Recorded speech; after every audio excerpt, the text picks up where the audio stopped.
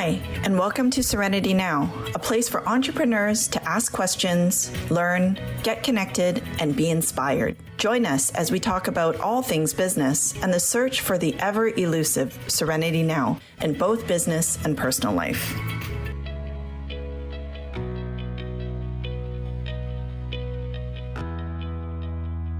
Hello and welcome back to another episode of Serenity Now for entrepreneurs, where we talk all things business. I'm Rita, your host, and I'm joined by my wonderful co-host, Peggy. Peggy, welcome. Well, thank you. It's been a while, but we're back. We're back. Very excited about today's episode and our guest, and we're diving into something that quietly affects a lot of people: isolation. Especially for those of us that are working, remotely or juggling hybrid lives or moving all the way up to, our elders. So our guest today not only has had some of this lived in experience, but she's turning it into a bit of a calling.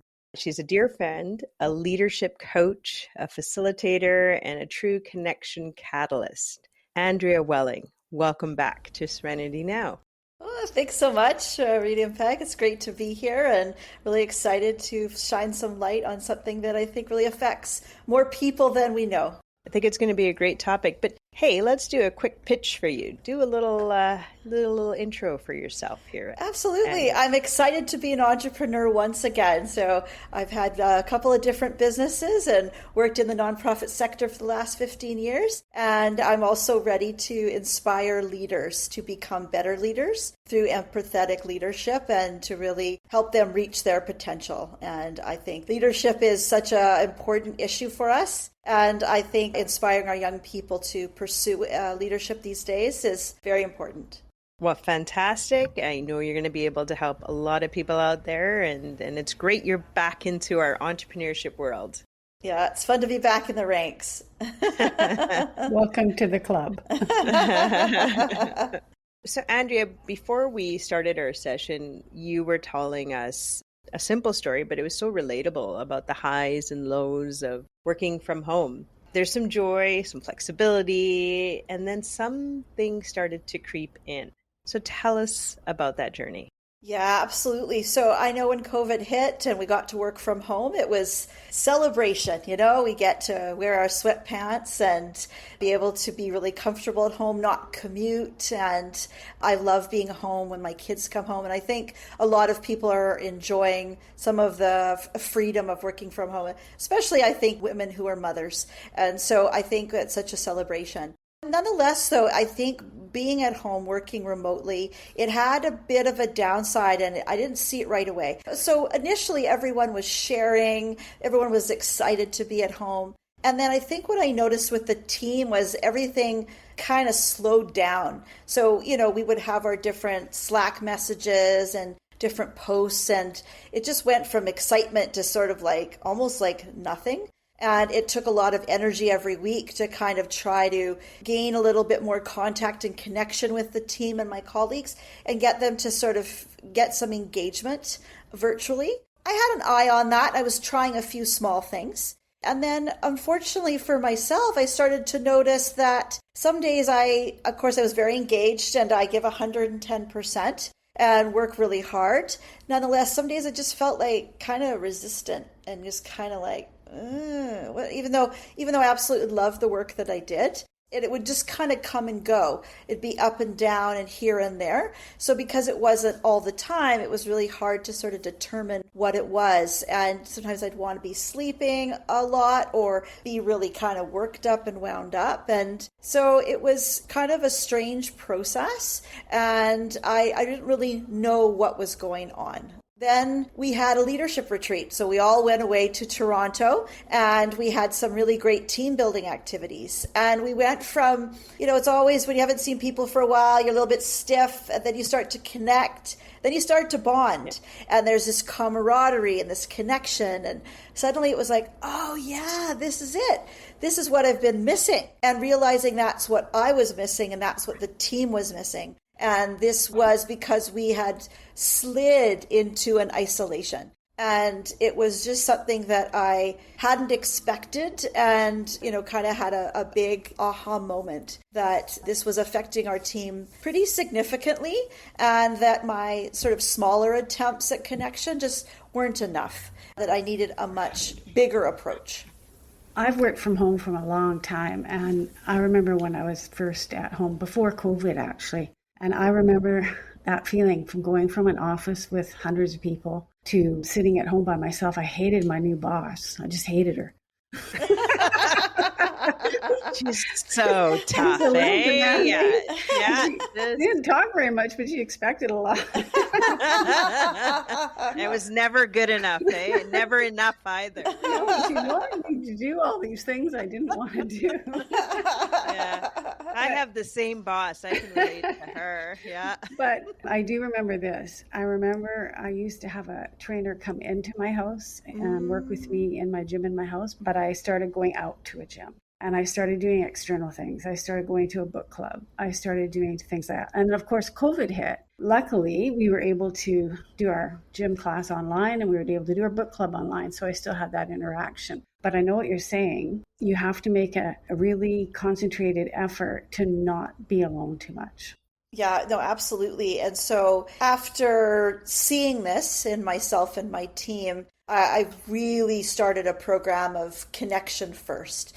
And this is a lead theme with my leadership coaching. And one big piece was working in a hybrid model. We were still coming together in person. And so we would come together and then, of course, everyone would be socializing a little bit. And then they'd say, oh, but I have to go work. And I said, no, socializing is working. We have to bond. We have to feel close. We have to feel connected. Because when we bond and we have that connection, that's when the magic happens. And when we're not feeling it, the trust isn't quite the same. The flow isn't the same. The magic's not the same. So it took a real concerted effort for me to say to people, this is work. And please come, on the Wednesday morning and block off your calendar. Come in with your coffee, no agenda, no work, no agenda. Let's just share. Just share in a sort of a whole person way what's really going on for you. And I have to say that it took a bit of time, but it started to become this Wednesday fun social club, and people would come in different ways. Some people would really hang out in the office all day long, and some people would come in and out. And so we would have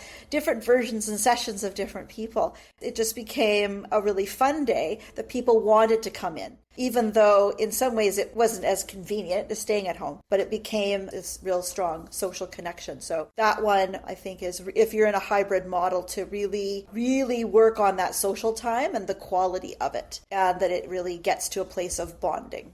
Quite a few corporations are mandating employees back to the office. Do you think that's a result of some of this isolation and lack of productivity and lack of bonding and all that? Do you think that's maybe what crept in?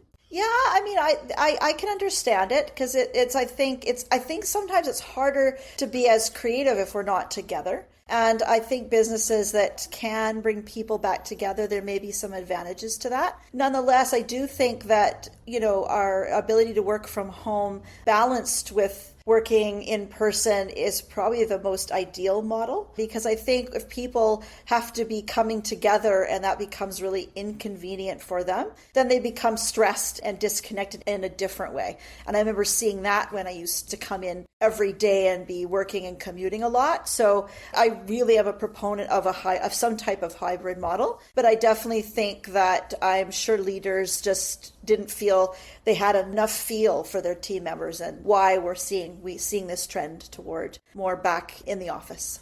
Sounds like it swung the other way, don't you think? It sounds like it swung a little bit to the all the time in the office. I'm with you 100%. Yeah. Hybrid model, it's got to be the best of both worlds. You get the employee with some time that they get back from not commuting. And like you said, they get to put in the dinner while they're on their coffee break, throw the dinner in the oven and laundry. And it does make life a lot better that way, for sure, for families. Mm-hmm. I can totally see both sides of it. And I also see from a business point of view as well, though, is sometimes, you gave that leeway and somebody took the mile, right? Mm-hmm. And then the extra mile. And so then that ruined it for some others. And it was just like, this is not working for us. Mm-hmm. Yeah. And I have this empty space anyways, and I'm paying for this. So we've got to revisit some of our models, whether it may be, shrinking our space, looking at this hybrid model, which I do really feel aligned with as well. But I wanted to kind of take a step back and say, hey, Andrea, if we're seeing these signs, like what are some of these signs that if I like leading my team and it's remote or hybrid, but what am I looking for? What are some of these signs that I can kind of pick up on? Yeah, so I think, first of all, just if you start to get a sense of sort of disengagement, a sort of sometimes a pulling back, so they're not maybe contributing the same way, they're not engaging in any extra activities. I don't think there's anything wrong with being off camera, but if that's the only time you see somebody and they're off camera, I would be concerned. I'd want to have a conversation. And I think also if they're working, like obviously if you've got time zone differences, you're going to work odd or isolated hours. But if someone's continually working at times when they can't be connecting with their team or their colleagues, that's another big sign that usually something's going on. And then if you just have a sense that something's odd, that something's off, that something's not quite right, I think I would explore that with your team. I would be very open about it and maybe have some candid one-on-ones with your team members, but being gentle because people may not realize it themselves. It might be something that's happening, but it can be slow and subtle. So give them a bit of leeway that they might not even know. The other one that I think is really important is especially when we have new people, if you can't be with them in person, if you can't watch some of that body language, some of their movements, just, if they're showing up a little later, leaving earlier, or then I would address it, not just sort of let it slide. Because I think if we let some of these aspects go, they can get worse quickly, and we don't want to deal with someone's health getting worse. We want to kind of boost it back up again. So you're touching on what might be a mental health issue then. Yeah, absolutely. And as leaders, we're not counselors, we're not therapists. We're there to be part of a business leadership team. Nonetheless, I am a big proponent of mental health first aid in the workplace. And that's really an opportunity to learn how you can have good conversations with staff if you're concerned about their mental health. I think being equipped with some of that knowledge can make you a much stronger leader and someone that someone trusts. You create psychological safety. So that's a big piece when we want to be a connection catalyst, is to create psychological safety for people. And so if people don't feel judged or pushed or cornered, or in the case of work, micromanaged, they're more likely to share what's really going on for them other than what they think you want to hear. Because a lot of us are pleasers and we think we know what people want, but that doesn't necessarily mean that's what's actually going on. And we want to get underneath what's actually going on for our team. I took that mental health first aid awareness course a few years back, and I, just being straight, I was like, what's this going to do? I'll tick the box because I've got to do this. And I actually found it quite eye-opening and really, really relatable. And it helped me understand some of the nuances I had seen and was seeing in staff, and maybe a little bit more after the fact. And again, we're not counselors, but if we see something that helps us maybe interact a little differently, review things a little differently. And I took that to heart and had the chance to just go visit one of my teammates. And it was that one-on-one meeting where I just said, I'm just here to chat. I have no agenda. I'm just here to talk, and I just want you to know that I'm here for you. And it was like a floodgate opening. And it was really good for her, but it was also really good for me. And after that, we got into a whole different kind of level of understanding and seeing one another. And I would say that was the basis and the bonding for our relationship going forward. And I am so happy. It was work. It was time. It wasn't easy because we didn't know what was going to happen, but it was great. And I'm so grateful for that course. Yeah. It's actually not too bad. We'll put that into the link for the podcast as well. But I thought it was pretty amazing. Yeah. Andrea, you touched on something that came to mind for me. It was often people don't even understand their own symptoms or whatever's going on with them. They're not even aware of it. It's just slowly creeping into their behaviors, and they may not even feel a need to talk about something because they don't even understand what's happening. How do we address that? Yeah, I mean, I think it's what Rita was saying is really thinking about having sort of an open conversation and using neutral language that doesn't have sort of judgment about and not thinking you know what's going on. And then asking some gentle questions, asking gentle questions just a little bit like, so how are you doing? And kind of pausing. Sometimes we tend to talk a little bit quickly and we're just trying to move on to the next thing, but it's sort of slowing it down so that there's this pause and this moment for someone to feel the safety that if they share, and also maybe saying, you know what, I want to let you know this conversation's private, it's confidential. I'm just here to connect with you. I'm a little bit concerned and I want to make sure you're okay. And just make sure they feel your connection from the heart, this sort of authenticity. And I think if it's genuine, they'll feel it. And then that ability to be vulnerable, you create a space for it. And I think sometimes people are a little scared to have these conversations because they're worried something might come up that they don't know how to handle.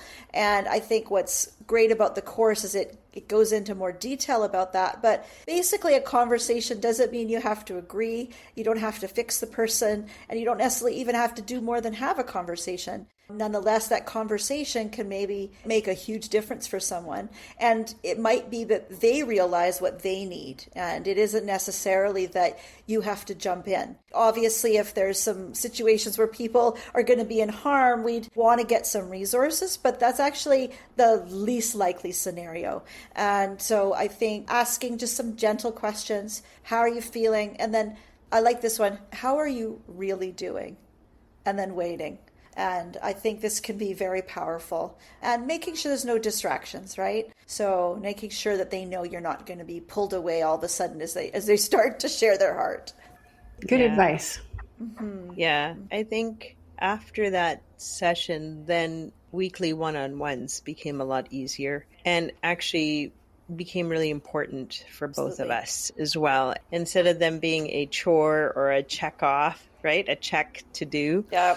It was a whole different thing because it was a chance to kind of purge again, both sides, and then work into, hey, let's talk about some wins. Let's talk about some stuff that needs to get worked on, and then continue from there. Great tips there, Andrea. I think one of the things that we were learning about from you, and one of the things we also like to talk about all the time on Serenity Now, is we like to get into some stats and understanding that this isn't just something that we're thinking about or we believe might be happening. So Andrea, do you have some stats for us? Yeah, absolutely. So Gallup puts out reports globally, and their 2024 report states that like 1 in 5 employees report loneliness, and that actually that loneliness is more prevalent among younger employees under age 35. That really shocked me, that our younger people are really experiencing a lot of loneliness and isolation. And that according to the World Health Organization, depression and anxiety cause an estimated 12 billion working days lost globally per year. That's like $1 trillion a year in lost productivity. So the fact that taking a bit of time could save us just so much productivity. I think sometimes this is seen as the soft skills and not the hard skills, but this is money. This is where we're losing creativity and working time from our people. And also women are more affected with mental health and a growing sense of isolation. And of course, it's the stress of day to day. So we need to make sure that we're really also watching how fellow ladies, women are doing, because I think isolation can also be, even if someone's got a lot of family members and they're busy, it doesn't mean they're not isolated, especially in their career and their work. Wow, that's a tremendous amount of stats, and I'm slightly blown away. And 1 in 5 women. I'm kind of not surprised to hear that a little bit. 12 billion lost workdays and $1 trillion in lost productivity would give some employers some good stats to say, I think that we could look at this hybrid model now and not just fully remote. It's interesting, though, like in light of those statistics, that there's so much push to put people back in the office full time again. So I don't know, full time in the office, it's not a good balance, and full time at home is not a good balance, I don't think. I think sometimes it's one of those rubber band things, right? You do one thing one way and then you switch, and we did a 180 and went home. And then now it's like, okay, well, that's not working. So let me switch back to what I think was working, but may not continue to work I now. don't know that the statistics are related to full-time employees, but I'm going to guess there's lots of personal days and lots of sick days called in because people can't manage their life in the time allotted between Saturday and Sunday. So for me, I'm guessing that statistics are maybe for different reasons, maybe the same reasons, are not very different between a full-time in-office environment and an isolated at-home environment. I'm guessing that it's going to be very much the same because it doesn't work either way. No. And if the connection's not there, I think the other piece of, my leadership programming is around putting the connection first. I've worked in workplaces full time when it was all about the transaction and, just the work. And if people don't choose to connect first and really make that effort, people can feel like they're widgets. And whether they're working at home or full time in the office, it doesn't create a space of enough connection, enough bonding to feel like, well, this matters. Like what I'm doing matters to my supervisor or the organization. So I think it's also the quality of the relationship that is actually the most important piece.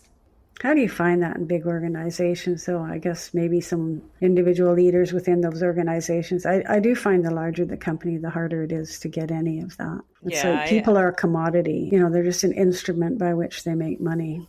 I hear you, but I think that like health, wellness, HR, these things are starting to change a little bit. And some of it for the better, some of it, I don't really understand where it's going, but I think there are some steps, but really, I think also it boils down to the leaders, Peggy, because that's where it starts, right? Generationally, it's changing. We need to be moving on to the next generation's thinking because there was, prior to this, there was a generation, I'm going to say it out loud, where 95+% of leaders were men, old school thinking in boys club corporations, and none of this was even considered. Yeah, absolutely. But I think we have a real issue because Gen Z doesn't want leadership. So they're not choosing leadership because they're seeing middle managers burnt out, stressed out, not being supported. I agree. So I think we're in a state where we're not seeing young people grabbing onto leadership, and we're all suffering for that. So I think we need that transformation, and it's happening.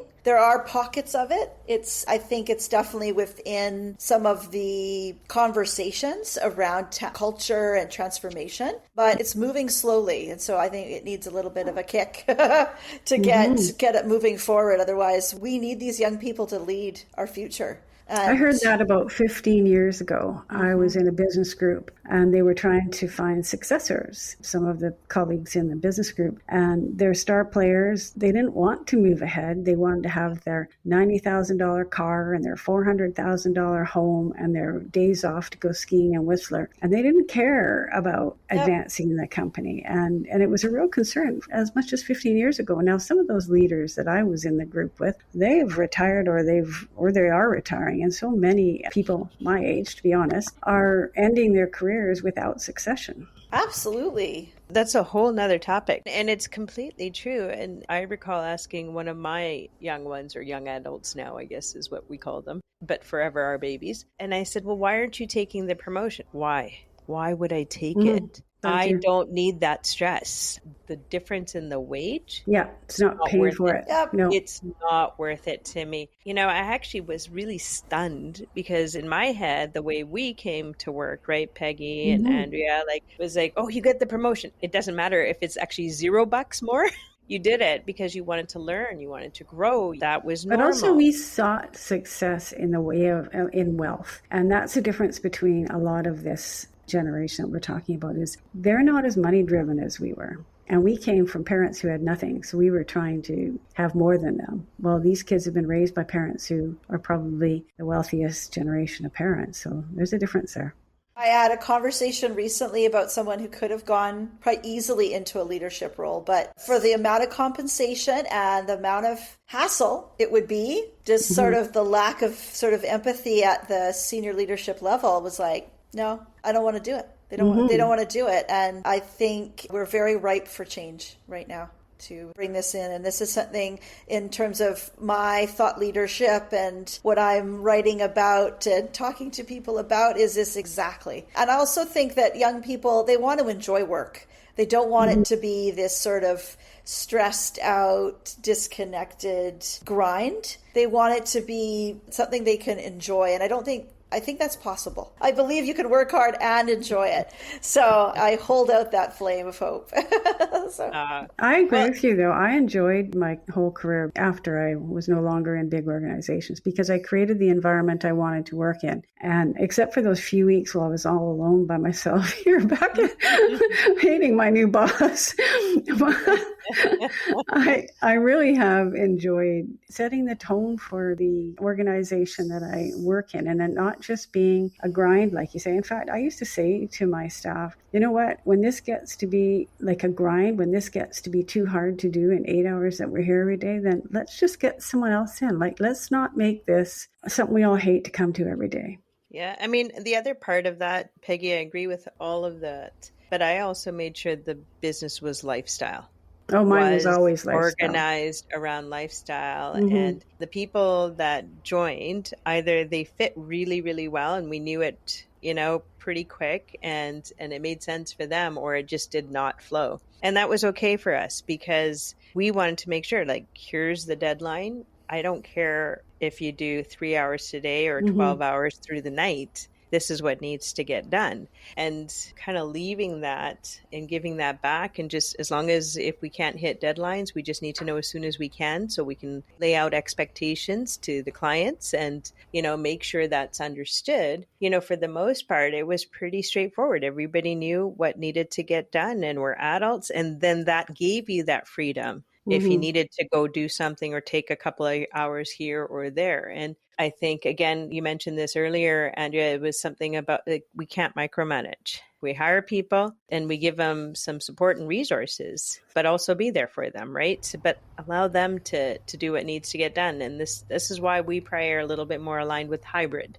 I think so too. And if you can find a way to take your leadership into bigger organizations, I think that's where it's missing so much. Absolutely. It's easier for a company like Rita's or like mine or like yours to put that in play, especially when the leaders ourselves are wanting that for an organization. We don't need to be sold it. We want it. But when you go into a larger organization that has a structure that's been around for a long time, or a government or that's where the real job is, I think. And it's going to have to pivot in the next while, or they won't have leaders. So I'm going to ask one final question, because I think we could probably chat about this for a while, and then we'll do our quick fire. But any quick tips again, Andrea, on how to start this? Like a just easy way to perhaps, even if we just start talking about it, and this podcast allows you to start talking about it. Yeah, I mean, I really follow an alignment method that's about awareness first. So awareness is the foundation. And so what we're trying to do today is raise people's awareness. Because if you're just in a fog and you don't know what's going on, like, you can't do anything from there. So even raising your awareness a little bit, or going, something maybe is not quite right here, and starting to investigate that a little bit and making that a priority, I think that's really important. And then the next stage is to take action. But I think having a strong foundation for awareness is important, because if you start to take action, you need to do too much and you kind of go, it's this special month, I'm going to do a bunch of things for my staff, and then you don't continue, you don't have an accountability plan, then you're never going to reach a level of actualization. So you really need to have a strong awareness foundation. And then once you've got that, to really investigate within your circumstances, like what's going to work. And every situation's a little bit different. But I think obviously those one-to-ones, like, that's got to be your top priority, that they don't get popped out when it's inconvenient, that they are really solid. And if you're working in a hybrid model, to have some social activities that are not work-based. And then also to be really careful for people on the edges, people that are a little bit vulnerable, that maybe have some challenges or are newcomers to the organization, really to make sure they get some extra time and some extra attention from you. Awesome. Well, I think we're down to that time of that quick fire, eh, Peggy? I think so, Rita. So I'm going to ask you, Rita. What did you take away from today? How she jumped in there. Did you see that, folks? She invited me. So Rita, what did you get from today, or what would you like to add? Well, I think one of the big pieces or takeaways for me is that it's not a one-off, it's here. And the awareness piece of it is step one, but this global stat, like I'm always a big fan of understanding stats. And that was a bit of an aha moment. I didn't think it was at that level, but we don't know where all the stats came from, as you mentioned, Peggy, but there's something going on. And I think sometimes we forget, out of everything that's happening in life, it's people first. We're humans after all, right? And humans have always needed and or desired some sort of connection. And so I really like this connection. I like connection catalyst. And I guess, if we're unsure, let's just reach out.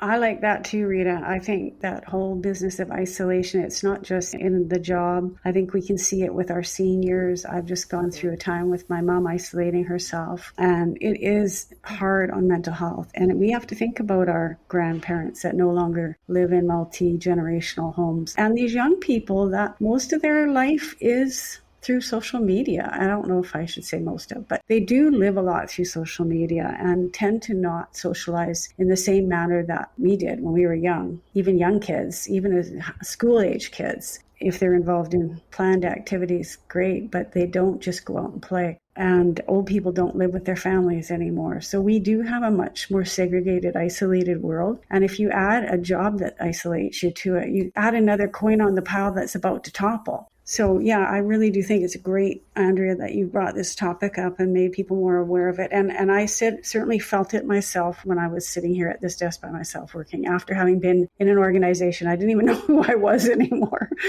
But you have to make that conscientious effort. And I was alone. There was no other bosses, so I had to do it myself. But absolutely, as a boss, you can bring that connection back to these employees.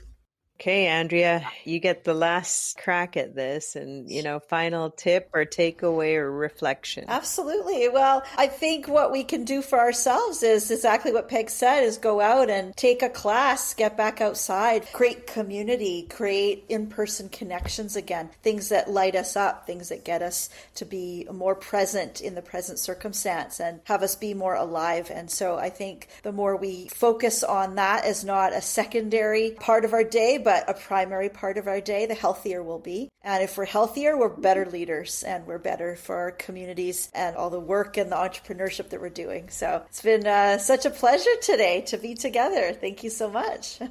Always a pleasure to have you here, and to our Serenity Now community. So as you go through your week, we invite you to notice these small moments, these connections around you. Reach out to someone, check in, or just make space to listen, or give yourself that space to just reflect for a moment. I know we'll be able to share Andrea's connection and her Connection First program in our notes or links. Thanks for joining us for another episode of Serenity Now. And if this has helped you, maybe share it with an entrepreneur and we hope you can all find some serenity now. I guess until next time, I'm Rita, and on behalf of Peggy and Andrea, take a breath and put connection first. Thanks, everyone. We hope you enjoyed this episode and picked up some good tips and best practices that would benefit your entrepreneurial journey. Remember, none of the content in this podcast should be relied upon as standard legal or business advice. Always consult a professional for your specific business. You may know someone who could benefit from this podcast. Please share it with your business community, and perhaps it can give an entrepreneur some serenity now.